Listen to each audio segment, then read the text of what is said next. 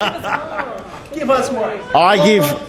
He's on a roll. I give notice, Mr Acting President, that on the next sitting day I will move, 1, that this House notes that A, due to ongoing cuts to staff members, Ausgrid was unable to adequately respond to the recent storms in New South Wales, which caused widespread power outages, which lasted over a week in many cases.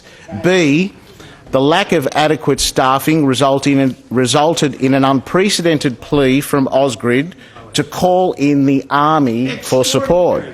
C, in 2015, as part of the electricity privatisation deal, the then Treasurer, the Honourable Gladys Berejiklian, made a commitment that Ausgrid, Endeavour and Transgrid, the government-owned electricity companies to be privatised, would all retain a guaranteed minimum number of employees up to 30 June 2020.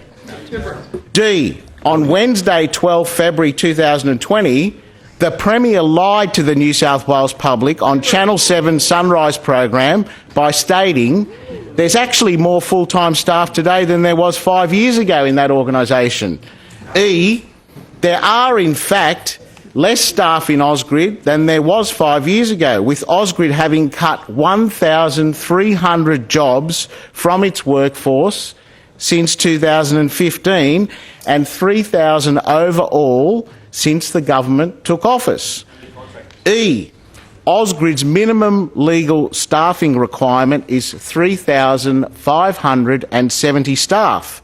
F, an internal Ausgrid document reported by the ABC revealed that the actual total number of staff as of 30 November 2019 was 3,238, which is 10% below the legal staffing requirement. G, the inadequate resourcing of the privatised electricity provider has meant that communities suffered, with thousands of homes across the state left without power and a number of businesses and schools forced to close due to the inadequate storm recovery response.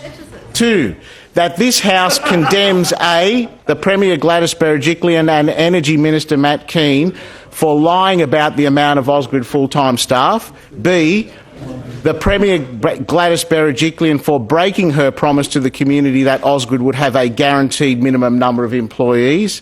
And C, the Berejiklian government for failing to ensure that Ausgrid was properly resourced as required by law, which significantly slowed the efforts of Ausgrid to restore power to homes and businesses across its distribution zone. 3, that this House calls on the government A, to comply with its own legislation and ensure Ausgrid has the minimum legal requirement of 3,570 staff, and B, to give a commitment to no more job cuts.